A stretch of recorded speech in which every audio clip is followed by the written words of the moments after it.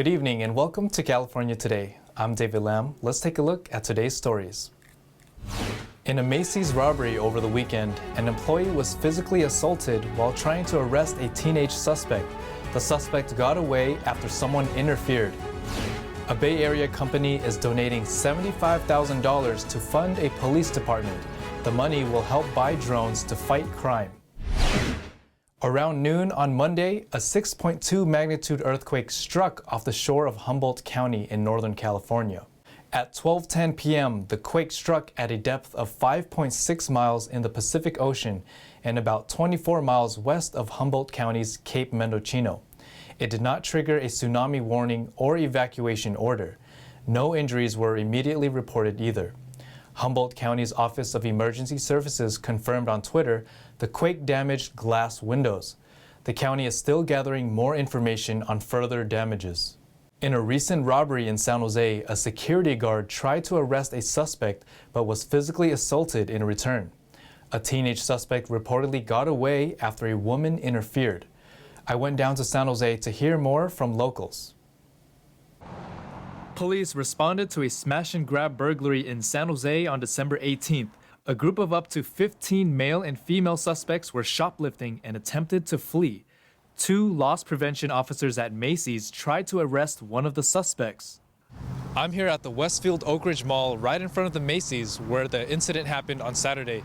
Now, a few locals told me even though situations could be dangerous sometimes, they think guards and police officers should respond effectively, otherwise the crimes could keep happening over and over again.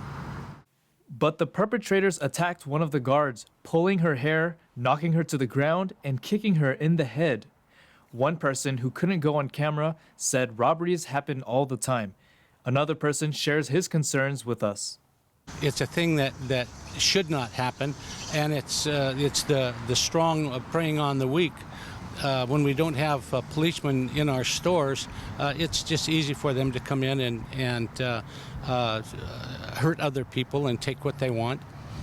It's a shame that society is like that now, but you know it happens. We don't like it, but it's not worth someone else getting hurt to try and stop that. When police arrived, they were handcuffing the suspect, but a 43-year-old woman outside the store approached the officers.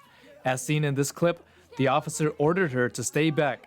When she refused, the officer threw her down and initiated an arrest of the lady for interfering.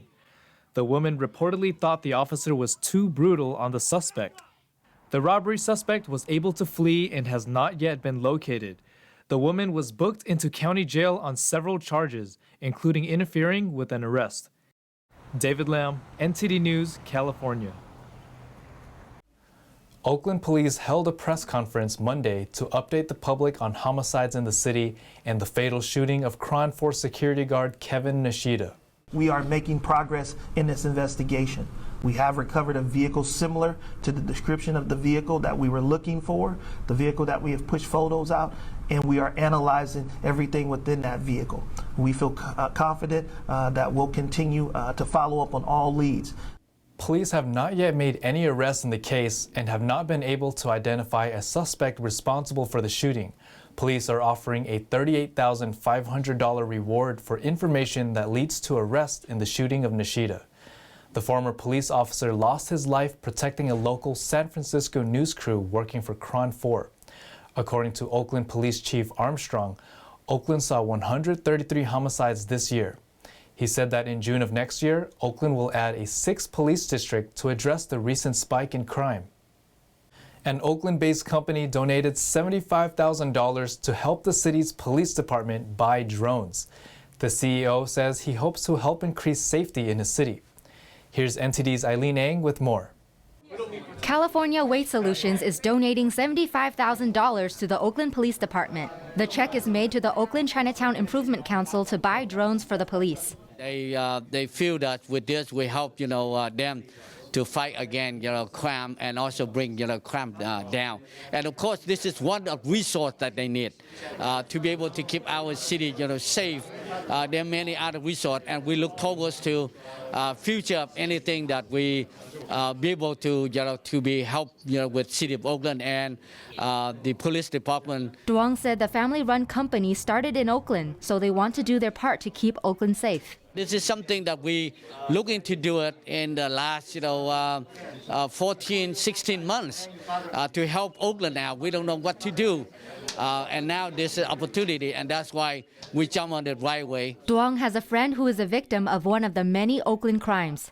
That's a friend of mine long time that he just get robbed of his wallet, watch, right in Chinatown, Oakland. I feel bad for all those. It's bad what is happening right now while, everybody, community is still, struggle trying to get their life back to normal and their business back to normal. In a July press conference, Mayor Libby Schaaf said she intends to reverse the funding cuts for the police after a spike in crime. In November, Oakland Police Chief LaRon Armstrong pleaded for help after a violent weekend. He said there were not enough police resources. Eileen Ang, NTD News, California. The jury began deliberation on former Theranos CEO Elizabeth Holmes' 3-month trial. They will decide whether her blood testing company is a fraud. Holmes is charged with 11 counts of fraud and conspiracy. Monday marks the start of a full day of deliberations. The jurors have to review evidence and testimony from 32 witnesses, including Holmes herself, and more than 900 exhibits. Holmes claimed that her technology could scan for hundreds of health problems with a few drops of blood from a finger prick instead of sticking a needle in a vein. If convicted on all counts, the 37-year-old could face up to 20 years in prison. Palo Alto is proposing a policy that would regulate how property is sold and bought in the city. Officials say the new laws would create more affordable housing, but local homeowners disagree. Here's NTD's Cynthia Kai with the details.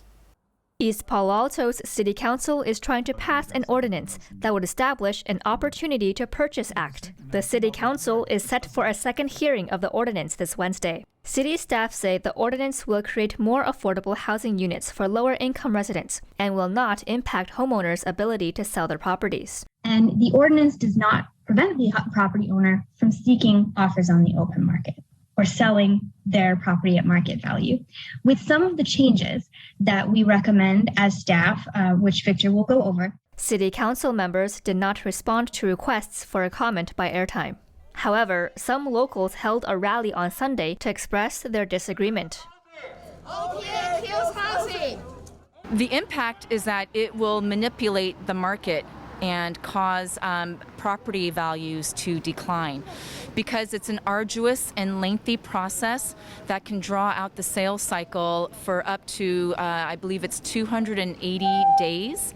Such a law would give nonprofits and the city the right of first offer to purchase residential properties before they go on the market. Others say the proposed legislation reminds them of communism. Because it says you are rich, you own the house, so you have a crime, right? This is just like the Communist Party says all the landlord has crime, right? So they just get all the land from the landlord and distribute it among everybody, right? What's the difference? According to the ordinance, owner-occupied properties with 3 or fewer units would be exempt from OPA regulations. OPA is against our property right that American Constitution grants us. Basically, the city have determines who and when and how we are going to sell the property. The ordinance is one way the city plans to fulfill its affordable housing goals outlined in the Affordable Housing Strategy adopted in October 2018. We are divided. There are a bunch of people that are for it, and a bunch of people that are against it. But in any case, my main concern is it needs a lot further study before we actually create an ordinance that is supposedly enforceable. If the ordinance is approved, East Palo Alto would join San Francisco and Washington, D.C., both of which have their own versions of an OPA law. Cynthia Kai, NTD News, California. Disney and YouTube TV cut a deal after a long negotiation period. This deal will bring back several well-known Disney-owned channels to YouTube TV. The negotiations between YouTube and Disney have gone on for several months. Their previous deal expired on December 17th, the same day as the start of the college football season. At the end of the contract, YouTube had to drop Disney-owned channels like ESPN and ABC. But after Sunday's distribution agreement with Disney, YouTube has restored access to channels such as ESPN and FX. According to Reuters, YouTube warned that it would only renew its agreement with Disney if the company offered equitable terms. YouTube claimed to Disney last week that a monthly subscription should be $49.99, which is lower than the negotiated price. But the deal has been settled, which is more beneficial to Disney. Now the YouTube subscription has returned to $64.99. According to YouTube's Twitter, Disney appreciates Google's collaboration to reach fair terms. Up next, we'll get an update on the sports scene from NTD's Thomas Christian. More details on our sports roundup.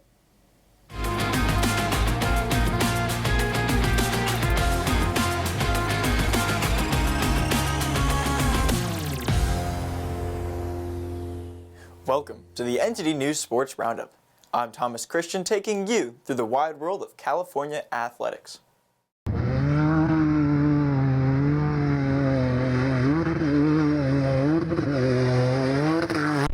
Off-road racers are now fully focused on the start of the 2022 Dakar Rally as they prepare to tame the wild sands of Saudi Arabia. Taking place across 2 weeks and featuring a new route that covers more than 8,000 kilometers of perilous terrain, the action gets started with a 19-kilometer prologue between Jeddah and Hail on January 1st. Then comes 12 stages, with a rest day in Riyadh before the checkered flag flies in Jeddah on January 14th. Seth Quintero, a 19-year-old from San Marcos, California, will race for the Red Bull Off-Road Junior team. Already experienced in Dakar, Quintero has 2 stage wins and is the youngest ever to win a stage of the competition. This year, he hopes to be the youngest ever to win the whole thing. Dunes on nearly every stage of the Saudi Arabian edition of Dakar will see the level of difficulty ramped up once again. Even the most experienced competitors will have to stay alert, with more than 70% of tracks completely new for this race. Now taking you over to the latest on the ice, with the San Jose Sharks took on the Canucks. San Jose's Timo Meier notched his 100th career goal, and Andrew Cogliano scored with 11:31 left in regulation to make it a 1-goal game, but the Sharks still lost for the 5th time in their past 7 games. Tin Hill stopped 25 shots for San Jose, which is Meier in a 4-6-1 home run. Bozer has recorded 5 of his 9 goals over the past 6 games, while Demko has yielded just 7 goals during his 5-start winning streak. Brock Bozer scored twice, and visiting Vancouver Canucks remain undefeated under new head coach Bruce Boudreau, beating the San Jose Sharks for their 6th straight victory. Sharks 2, Canucks 5. Jonathan Quick made a season-high 41 saves in Sunrise, Florida, as Los Angeles routed the shorthand Florida, which played with 7 players due to COVID protocols and 2 more out with injuries. Ali Mata, Anze Kopitar, Dustin Brown, and Arthur Kaliev scored for the Kings. Matt Kiersted scored for the Panthers his first NHL goal. Sergei Bobrovsky made 27 saves for the Panthers, who still lead the NHL in home wins with a record of 14-3. Kings 4, Panthers 1. Speaking of that Kings-Panthers game, we have more athletes in leagues affected by COVID-19 across all sports. Recently, Brooklyn Nets stars Kevin Durant and Kyrie Irving have entered into the league's COVID-19 health and safety protocols, multiple media outlets reported Saturday. On Friday, the team said it would welcome back Irving for games and practices in which he is eligible. The NBA, NFL, and NHL have all seen games postponed due to the recent COVID-19 outbreak. The NBA rolled out tighter COVID-19 protocols suddenly amid a wave of COVID-19 cases, and according to a memo seen by Reuters on Friday, will increase testing from December 26th to January 8th, and return to mask usage in many situations until agreed otherwise by the league and union representing its players. And that's all for the NTD News Sports Roundup. I'm Thomas Christian, and thanks for tuning in. That's all for tonight. You can join us again on California Today every weekday at 8 p.m. If you have any news tips or ideas for our show, feel free to let us know. You can also find us on Twitter and Facebook. I'm David Lamb. Have a wonderful evening.